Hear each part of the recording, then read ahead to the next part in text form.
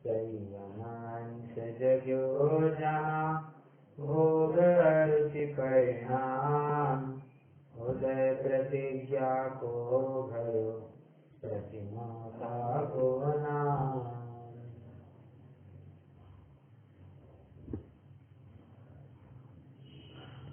ज्ञानी श्रावक की 11 प्रतिमाओं के ऊपर अपनी चर्चा चल रही है।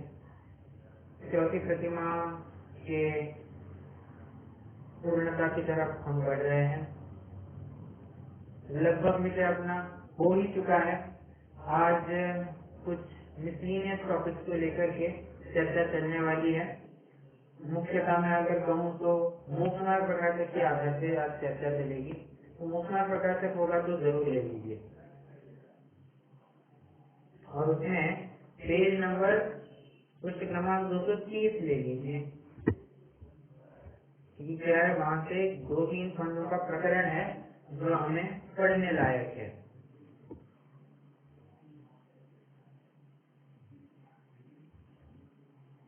मोक्ष मार्ग प्रकाशक पृष्ठ क्रमांक 230।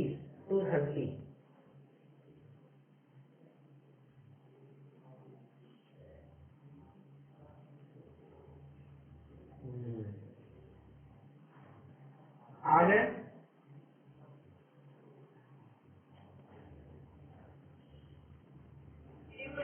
ओके, चलिए पढ़ते हैं। निर्जरा तत्व का अन्यथा रूप, मुझे हेडिंग आपको दिख रही होगी, तो उसके वहां से अपन को पढ़ना प्रारंभ करना है, कंटिन्यूटी में पढ़ना है।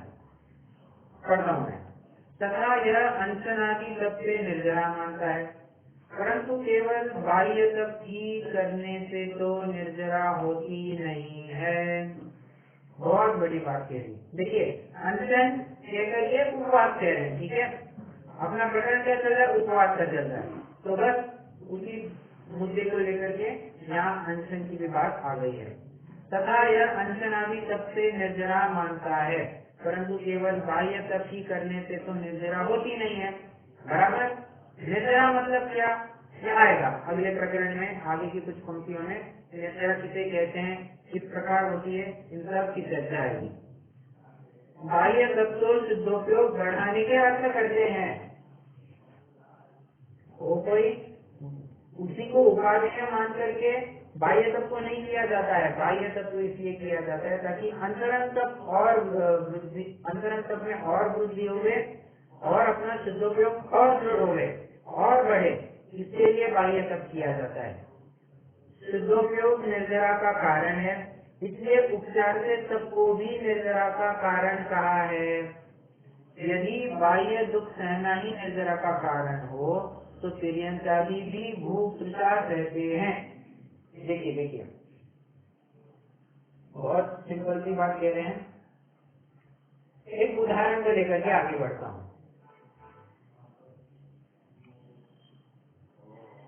आपका माइक चालू है। हाँ, देखिए उदाहरण ऐसा है, फुल उदाहरण है बट समझने के लिए चल जाएगा अपने लिए। कोई एक लड़का है, कोई विद्यार्थी है, वो परीक्षा में प्रथम क्रमांक लेकर के आ जाता है, फर्स्ट रैंक लेकर के आ जाता है, ठीक है। और फर्स्ट रैंक कैसे लेकर के आया है, मूल कारण तो उसने पढ़ाई की, इसलिए वो फर्स्ट रैंक लेकर के आया, ठीक है। परंतु उस पढ़ाई में उसके टीचर आदि निमित्त थे, इसलिए क्या कहा जाएगा, इस टीचर ने बराबर से गाइड किया, इसलिए वो पहला आया, इसलिए वो फर्स्ट आया क्लास में। बराबर। वास्तविकता बताइए, वो फर्स्ट अपनी पढ़ाई के कारण आया या टीचर के कारण आया है?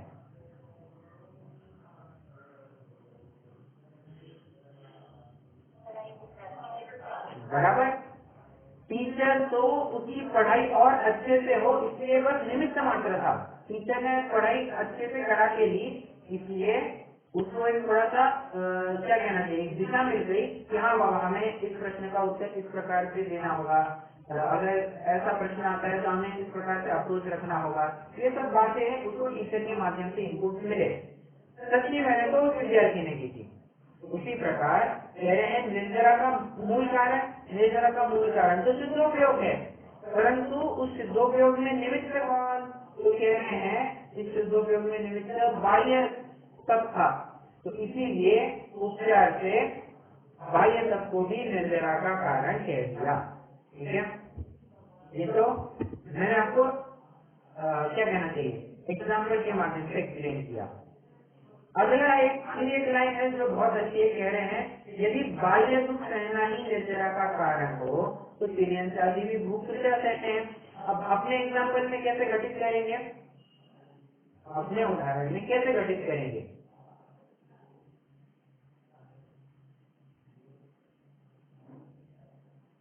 बोलिए।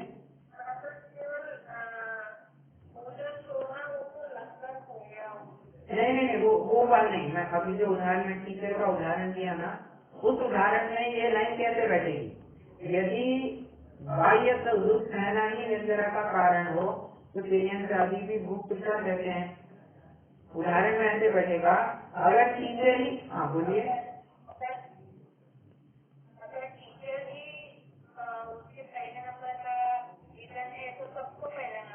बहुत बढ़िया, बहुत बढ़िया, टीचर तो सेम है, तो फेल हो रहा है बच्चा, उसे भी बहुत जाना चाहिए था, जबकि ऐसी तो बात है नहीं।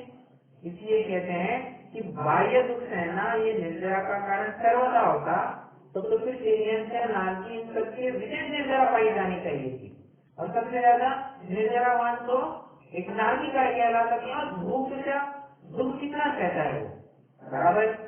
आगे बढ़ते हैं। तब वह कहता है, वह कौन सामने जो प्रश्न करता बैठा है उसकी बात चल रही है। तब वह कहता है वे तो पराधीनता से सहते हैं, स्वाधीनता से धर्म बुद्धि पूर्वक उपवास आदि रूप सब करे उसकी निर्जरा होती है। देखो बहुत जबरदस्त पॉइंट पकड़ा उसने। वो कह रहा है कि मजबूरी में उनको ये सब करना पड़ रहा है, अगर उनको खाने पीने मिलता थोड़ी ना वे भूखे बैठे रहते।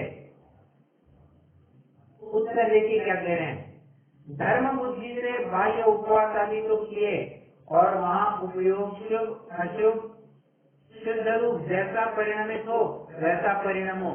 यदि बहुत उपवास आदि करने से बहुत निर्जरा हो, थोड़े करने से थोड़ी निर्जरा हो, ऐसा नियम ठहरे तब तो उपवास आदि की मुख्य निर्जरा का कारण ठहरेगा, तो बनता नहीं। परिणाम दुष्ट होने पर उपवास आदि से निर्जरा होना कैसे संभव है। देखिए यहाँ पर इन्होंने उत्तर परिणामों से लिंक किया है।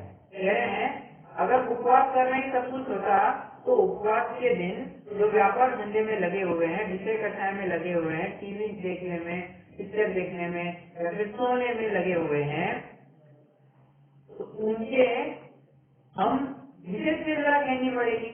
और मतलब मैं अपनी तरफ से भी एक पॉइंट रख रहा हूँ कि जो एकादन कर रहा है या फिर कम खा रहा है परंतु बराबर से छात्र को अध्ययन कर रहा है, सामायिक कर रहा है, 3 टाइम 4 टाइम सामायिक कर रहा है मान के चलिए, तो उसे हमें कम निर्जरा ही नहीं कहनी पड़ती।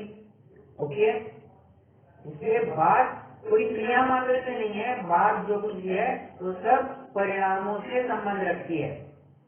इसलिए कल्याण मंदिर स्तोत्र में एक पंक्ति आई है, क्या, यस्मात् क्रिया प्रतिफलंती न भाव संज्ञा। क्या कहा है, बहुत इम्पोर्टेंट है। आप चाहे तो अब नोट क्या करें, स्खलन हो सकता है, परंतु इतना लिख सकते हैं कि कल्याण मंदिर स्तोत्र में एक पंक्ति आई है जिसका भाव इस प्रकार है, आप चाहे कितनी भी क्रिया कर लो उसका फल आपको तब तक नहीं लगेगा जब तक आपके परिणाम शून्य हो। जब तक वे क्रियाएं परिणाम शून्य है, बिना किसी भावों के आप काम कर रहे हैं, तब तक आपको उस क्रिया का कुछ भी फल नहीं लगेगा। ठीक है, आप दान दे रहे हैं, भले मन से दे रहे हैं, कुछ फल नहीं लगेगा, बेहतर है आप दान ही ना दे। वो विभिन्न क्रियाकांड पूरा करने के लिए, रिचुअल पूरा करने के लिए ये सब आदि नहीं दिए हैं, वो तो भावों की उज्ज्वलता से फलते जाते हैं। ठीक है, आगे बढ़ेंगे। यदि ऐसा कहे कि जैसा अशुभ शुभ शुद्ध रूप उपयोग परिणामित हो उसके अनुसार बंध निर्जरा है, तो उपवास आदि सब मुख्य निर्जरा का कारण कैसे रहा। अशुभ शुभ परिणाम बंध के कारण ठहरे, शुद्ध परिणाम निर्जरा का कारण ठहरे। एक और यहाँ पर समाधान दे रहे हैं, कह रहे हैं कि जैसा अशुभ शुभ शुद्ध रूप उपयोग परिणाम तो उसके अनुसार बंध निर्जरा है, तो उपवास आदि तक, अरे क्या हो गया, उपवास आदि तक मुख्य निर्जरा का कारण कैसे रहा? अशुभ शुभ परिणाम। अच्छा, ये कह रहे हैं उपवास आदि बाह्य तक से तो आपको शुभ कैसे कहूँ मैं,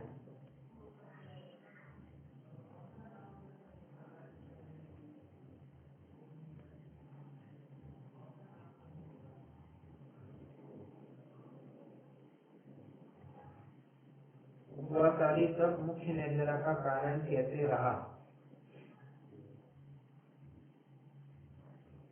अशुभ शुभ परिणाम बंध के कारण ठहरे, शुद्ध परिणाम निर्जरा के कारण ठहरे। हाँ बराबर,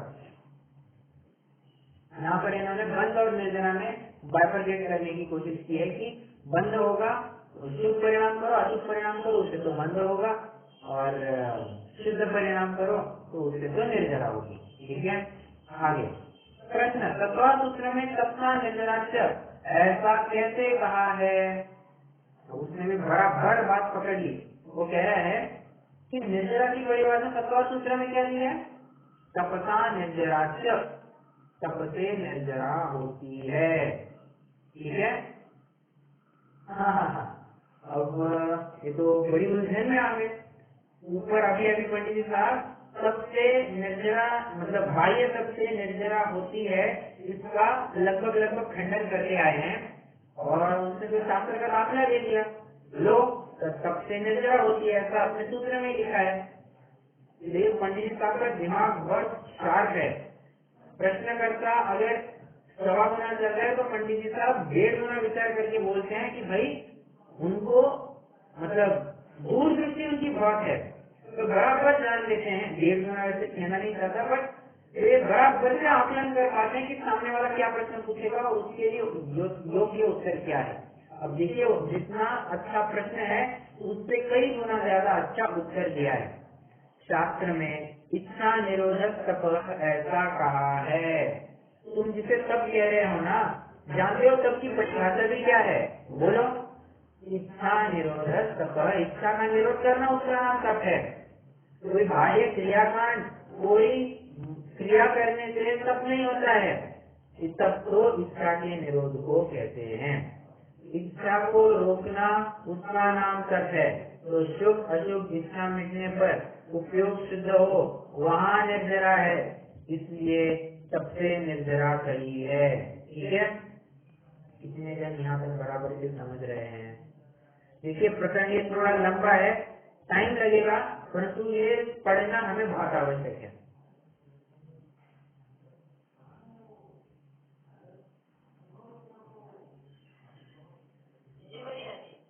सबको okay okay, let's move ahead.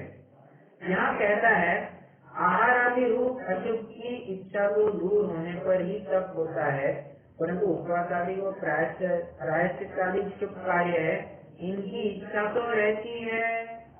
हाँ, बहुत जबरदस्त कहा। वो कह रहा है कि अशुभ कार्य की इच्छा तो की नहीं, बराबर, तो उससे तब हो गया कि ये तो मान लिया, परंतु शुभ कार्य करना ऐसी तो इच्छा बनी रही, तो उससे आप तब कैसे कहते हो? प्रश्न समझ में आ रहा है क्या? फिर से वो कह रहा है आप इच्छा का निरोध तो तब कह रहे हो ना, ठीक है मान लिया। अशुभ परिणामों को करने की इच्छा मिट गई, खराब काम करने की इच्छा मिट गई, उसको तब कहा, जिसमें हमें कोई ऐतराज नहीं है, नो डाउट।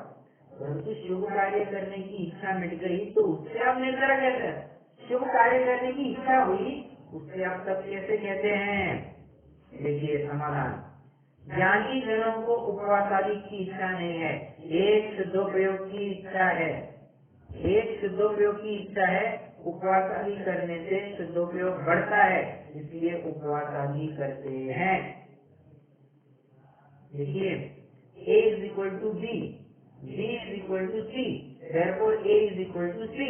लगभग ऐसी कुछ परिभाषा यहाँ पर बताने की कोशिश कर रहे हैं, लगभग पूरा तो नहीं कह सकते, बट कह रहे हैं उपवास में उनकी अटक बिल्कुल भी नहीं है। वे तो खाकर भी कर सकते हैं, बिना खाकर भी कर सकते हैं, परंतु ज्ञानियों की विचारधारा को देखो, वे सोचते हैं अरे अगर मैं खाऊंगा तो होगा प्रमाद चढ़ जाए मुझे, और प्रमाद में मैं अपना कार्य सिद्ध नहीं कर पाऊंगा, अपनी कार्य सिद्धि नहीं हो पाएगी, आत्मानुभव नहीं हो पाएगा, शुद्धोपयोग नहीं हो पाएगा।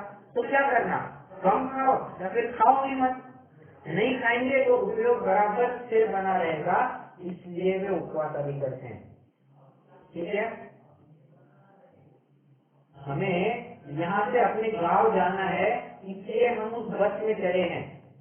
अगर हमें बस की जगह कोई और कार छोड़ देती तो हम कार में चढ़ के चले जाते। हमें कोई गाड़ी विशेष से लगाव नहीं है, हमें तो अपने मुख्य प्रयोजन से लगाव है। परंतु क्या करें, गाड़ी तो इतनी महंगी है, गाड़ी तो कौन ले, चलो अपन बस से ही चले जाते हैं। बस से अपना काम भी हो जाएगा, सस्ते में काम हो जाएगा, अपने गाँव भी पहुँच जाएंगे। इसलिए कहते हैं कि देखिए उदाहरण एक लेना, ये सर्वोदेश मत लगाना, समझने के लिए मैं आपको उदाहरण दे रहा हूँ। उसी प्रकार कह रहे हैं, खाना खाएंगे, सब करेंगे, गरीब से भोजन करेंगे, प्रमाद बताएगा, छोड़ो ना, उससे तो अच्छा है अपन थोड़ा उपवास कर लेंगे, उपवास करने से अपना शुद्ध उपयोग आराम से हो जाएगा। ठीक है, तथा यदि उपवास आदि से शरीर या परिणामों की शिथिलता के कारण शुद्धोपयोग को शिथिल होता जाने तो वहाँ आहार आदि ग्रहण करते हैं।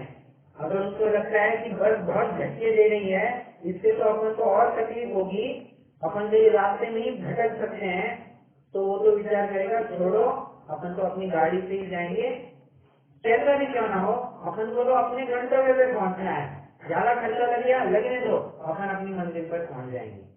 खाना खाना पड़ा चलेगा, परंतु शुद्धोपयोग मिस नहीं होना चाहिए, शुद्धोपयोग मिस नहीं होना चाहिए। ठीक है, उनको देखिए, उनको किसी अभी भी कह रहा था, उनको राहगीर को किसी गाड़ी विशेष से लगाव नहीं है, वो जो गाड़ी उसको अपने मंजिल तक पहुँचाए उस गाड़ी में चल के चले जाए। उसी प्रकार ज्ञानी को किसी क्रिया विशेष में अटक नहीं है, वो तो विचारता है अगर क्रिया करने से मेरा काम हो तो सही, क्रिया ना करने से मेरा काम हो तो सही, मेरा काम करने से मतलब है। कौन सा काम? शुद्धोपयोग का काम। ठीक है, यदि उपवास आदि की से सिद्धि हो तो अजयनाथ आदि 23 तीर्थंकर दीक्षा लेकर 2 उपवास ही क्यों धारण करते, उनकी तो शक्ति बहुत थी, परंतु जैसे परिणाम हुए वैसे बाह्य साधन द्वारा एक तीसरा शुद्धोपयोग का अभ्यास किया। यहाँ पर तीर्थंकरों का उदाहरण दिया है, क्या आप आराम से समझ सकते हैं। आगे बढ़ना है, किसी को कोई प्रश्न यहाँ तक?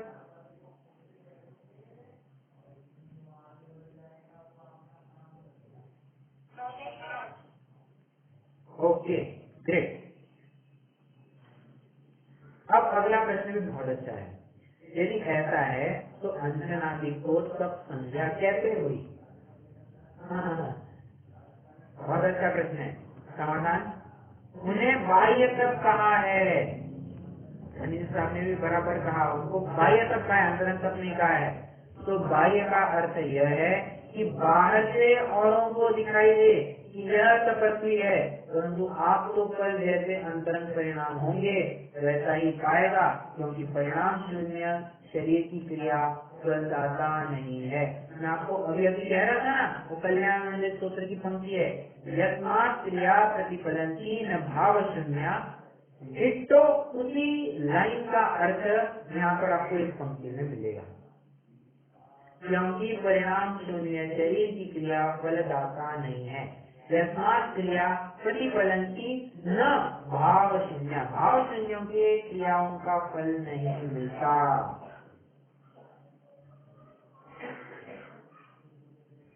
ठीक है, आगे यहाँ पर प्रश्न है कि शास्त्र में तो अकाम निर्जरा कही है, वहाँ बिना इच्छा के भूख प्यास आदि सहने से निर्जरा होती है, तो फिर उपवास आदि द्वारा कष्ट सहने से कैसे निर्जरा न हो? अब अकाम निर्जरा का पॉइंट उसने नहीं लिया। समाधान, अकाम निर्जरा में भी बाह्य निमित्त तो बिना इच्छा के भूख प्यास का सहन करना हुआ है, और वहाँ मंद कचारू भाव हो तो पाप की निर्जरा होती है, देवादी पुण्य का बंध होता है। परंतु यदि तीव्र कषाय होने पर भी कष्ट सहने से पुण्य बंध होता हो तो सर्वतीर्यंशादी देव ही हो तो बनता नहीं है। उसी प्रकार इच्छा पूर्वक उपवास आदि करने से वहाँ भूख प्यास आदि कष्ट सहते हैं तो यह बाह्य निमित्त है, परंतु वहाँ जैसा परिणाम हो वैसा फल पाता है। जैसे अन्न को प्राण कहा उसी प्रकार तथा इस प्रकार बाह्य साधन होने से अंतरंग तप की वृद्धि होती है, इसलिए उपचार से इनको तप कहा है। परंतु यदि बाह्य तप तो करे और अंतरंग तप न हो तो उपचार से भी उसे तप संज्ञा नहीं है। देखिए क्या कह रहे हैं,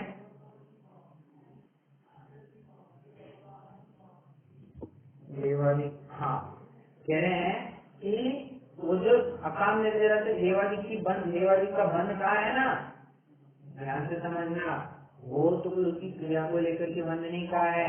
अंदर में निश्चित तौर पर उसके परिणाम मंद हुए होंगे और तब जाकर के उसको देव आयु की प्राप्ति हुई होगी। परिणाम के बिना कुछ काम नहीं होता है। क्रिया तो एक परिचायक मात्र है कि हाँ बाबा अंदर में कुछ हो रहा होगा, होना चाहिए ऐसा जरूरी नहीं हो रहा होगा, इसका एक परिचायक मात्र होती है क्रिया, ज्यादा कुछ नहीं। ठीक है, अगर कष्ट सहना ही निर्जरा होती तो जैसे अपन पहले भी पढ़ के आए तो तीर्यंशादी तो कितना कष्ट सहते हैं, वे सभी देववती को जाने चाहिए थे, उनके सभी की अच्छी गति होनी चाहिए थी, सभी की निर्जरा होनी चाहिए थी, जबकि ऐसी बात नहीं है। वो देववती जो भी प्राप्त हुई है ना, वो भी बोलिए वो भी उसके जीव के अंतरंग परिणामों से हुई है। आगे एक और बात कह रहे हैं कि जब तक अंतरंग में तप ना हो तब तक बाह्य क्रियाओं को भी तब कोई नहीं कहेगा। जैसे अंदर में जब तक भावलिंग तो प्रकट नहीं हुआ हो तब तक बाहर की क्रिया को कोई द्रव्य नहीं कहेगा क्या? कोई नहीं कहेगा। जब तक पुत्र उत्पन्न नहीं होता तब तक उस व्यक्ति को कोई पिता कहेगा क्या? कोई नहीं कहेगा। बराबर, बस इसी तर्क को ध्यान में रखते हुए ये कथन किया गया है। अब आगे जो श्लोक या जो क्षण अपन पढ़ चुके हैं उसी की बात यहाँ पर की गई है। कहा भी है कषाय विषयाहारो त्यागो यत्र विधीयते उपवास स विद्येय शेषम लंघनकम विदो। इसका अर्थ अपन भलीभांति कर चुके हैं। अपन थोड़ा आगे बढ़ते हैं। क्या कहेगा, यदि ऐसा है तो हम उपवास आदि नहीं करेंगे।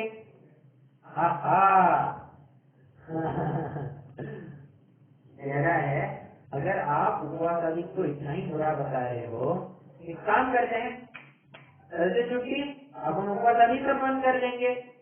कितने जनों में प्रश्न जायज लग रहा है?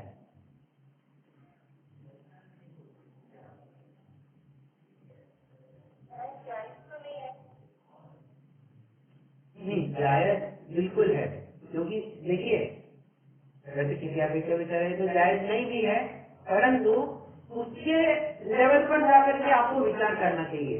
वो देख रहा है कि यार अपने हर एक तर्क का खंडन किया जा रहा है तो आदमी बदले लोग क्या कहेगा, छोड़ो ना, फिर अपन वैसे करेंगे ही नहीं। देखो देखो अब जैसे उदाहरण दूं, हाँ कोई अपना विद्यार्थी का ही एग्जाम्पल, अपने उदाहरणों में विद्यार्थी बहुत आ जाता है। हाँ, विद्यार्थी का ही एग्जाम्पल ले लेते हैं।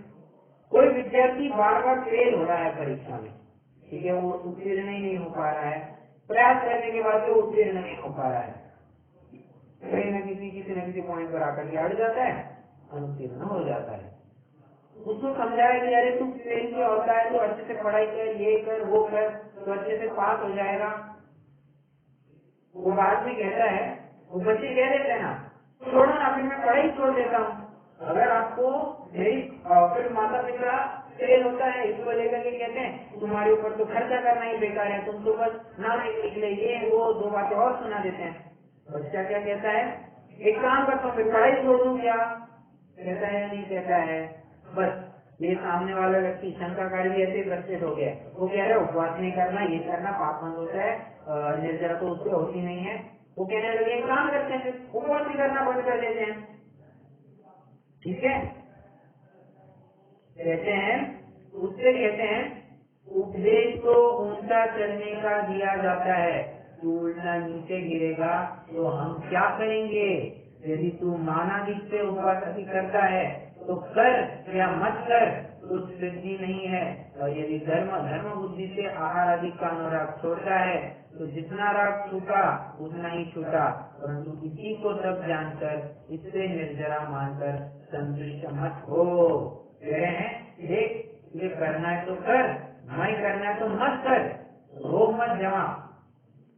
हाँ, मतलब रोग मत जमा, ये मैं अपनी तरफ से थोड़े शब्द कह रहा हूँ, परंतु कह रहे हैं कि धर्म बुद्धि से आहार आदि का अनुराग छोड़ता है तो जितना राग छूटा उतना ही छूटा, परंतु इसी को सब जानकर इससे निर्जरा मानकर संतुष्ट मत हो।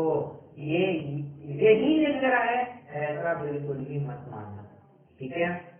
तथा अंतरंग तपों में प्रायश्चित, विनय, वैयावृत्त, स्वाध्याय, त्याग और ध्यान जो क्रिया है उनमें बाह्य प्रवर्तन उसे तो बाह्य तत्व की जानना, जैसे अनशन आदि बाह्य क्रिया है उसी प्रकार यह भी क्रिया है, इसलिए प्रायश्चित आदि बाह्य साधन अंतरंग तप नहीं है।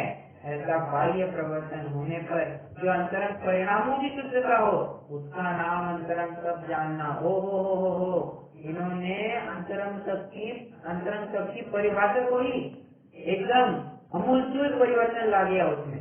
क्या कह रहे हैं, देखो तुम जिसे अंतरंग तप कहते हो ना, प्रायश्चित, विनय, वैयावृत्त, स्वाध्याय, विसर्ग, ध्यान, इसको तुम अंतरंग तप कहते हो, जानते हो ये भी कोई अंतरंग तप नहीं है, ये भी क्रिया मात्र ही है, इसका भी बाह्य क्रियाओं से ही लेना देना है? तो अंतरंग तप कहेंगे किसको? अगर आप स्वाध्याय आदि कोई अंतरंग तप नहीं कह रहे हैं तो अंतरंग तप कहना किसको? अरे तुम कोई भी क्रिया करो, उस क्रिया को लेकर के तुम्हारे अंतरंग परिणामों में जितनी शुद्धता आई बस उस अंतरंग परिणामों की शुद्धता को ही अंतरंग तप कह देना। अंतरंग तप की इससे अलग और कुछ परिभाषा नहीं है। फिर से बोलता हूँ, रिपीट करता हूँ, क्या कह रहे हैं? क्रिया कैसी भी पालो या मत पालो, परंतु तुम्हारे अंतरंग में परिणामों की जो शुद्धता पाई जाती है, विशुद्धता बढ़ती है, उस विशुद्धता को हम अंतरंग तप कहेंगे। बाह्य क्रियाओं से हमारा कुछ लेना देना नहीं है। ठीक है, जो कुछ काम है सब परिणामों का ही खेल है।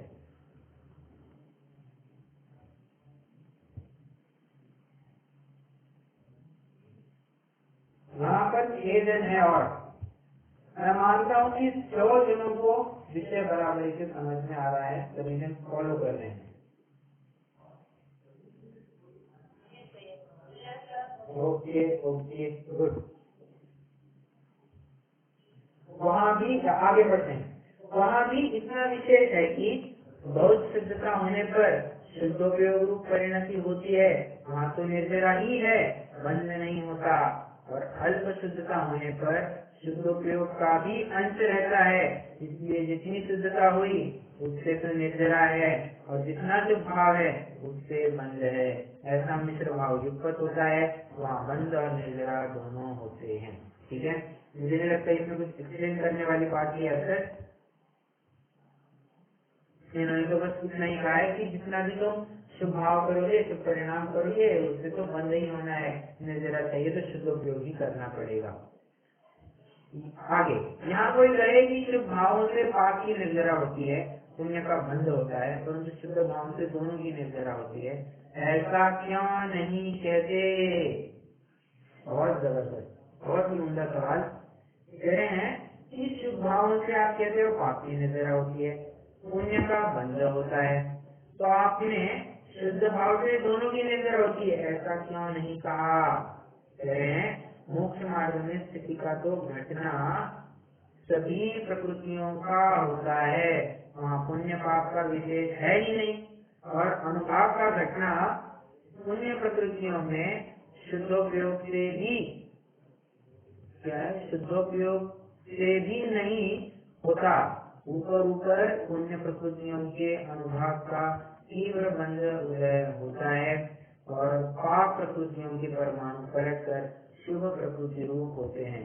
ऐसा संक्रमण शुद्ध और तथा शुभ तथा शुद्ध दोनों भाव होने पर होता है, इसलिए पूर्वोक्त नियम संभव नहीं है। विशुद्धता ही के अनुसार नियम संभव है। यहाँ पर भी विशुद्धि को ही बीच में लाया गया है। ठीक है,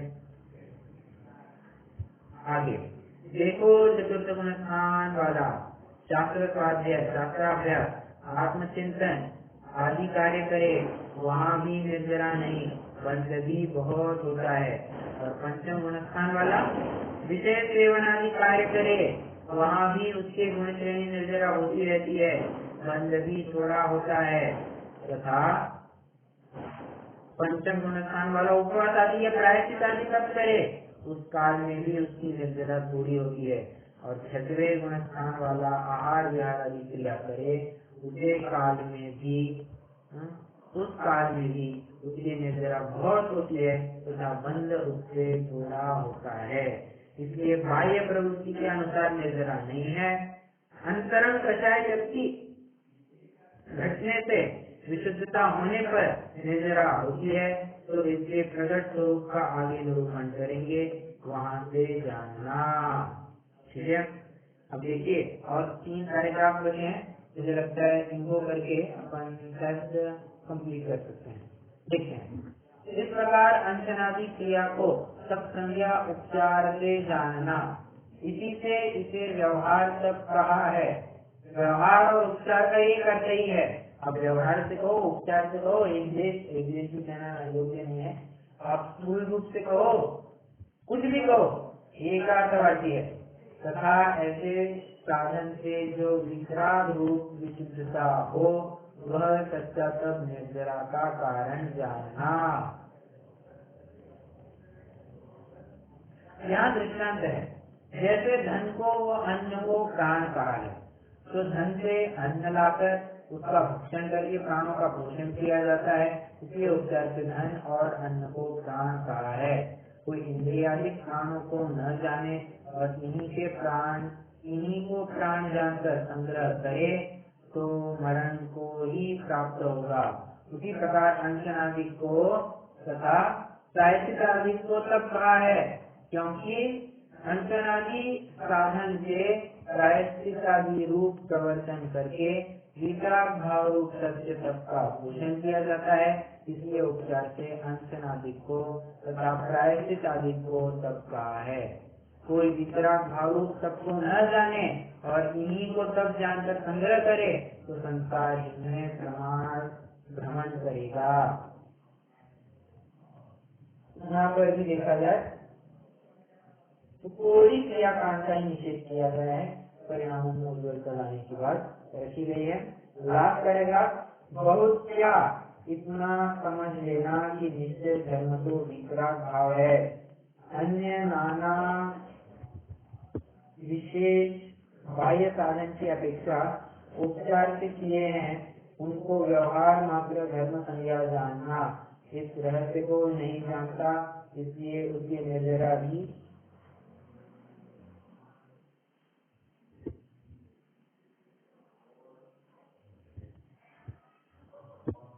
फिर से पढ़ते हैं। बहुत क्या, इतना समझ लेना कि निश्चय धर्म तो वितराग भाव है। पॉइंट नंबर 1, अन्य नाना विशेष बाह्य साधन की अपेक्षा उपचार से किए हैं, उनको व्यवहार मात्र धर्म संज्ञा जानना। इस रहस्य को नहीं जानता, इसलिए उसके उपचार निर्जरा का भी सच्चा ज्ञान नहीं है। कितने जनों को विषय बराबर क्लियर कट समझ में आया?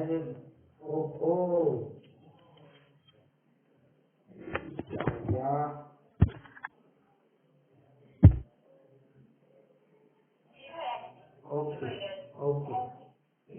समझ में आ गया, बहुत अच्छी बात है। अब और क्या प्रकरण था? एक प्रकरण था, ढूंढना पड़ेगा। नहीं, चलिए ठीक है, मुझे मुख्य रूप से तो यही पढ़ करके दिखाना था। अगर आपको इस विषय में कुछ भी शंका होगी किसी भी प्रकार की, आप जरूर पूछ सकते हैं। नहीं तो अपना प्रोषित उपवास का भी प्रकरण पूरा हो गया। मैंने तो कहा था ना आपको, कल इतना रेलेवेंट नहीं है, उपवास को लेकर की थोड़ी बहुत चर्चा होने वाली है।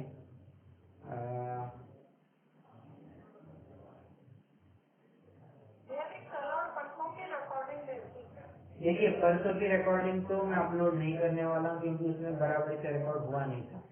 कल की रिकॉर्डिंग में जरूर कर दूंगा।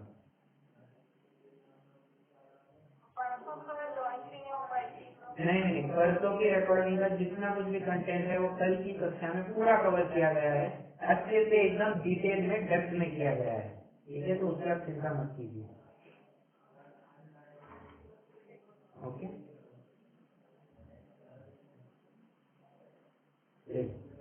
रुकते हैं अभी, जिन वाणी करेंगे।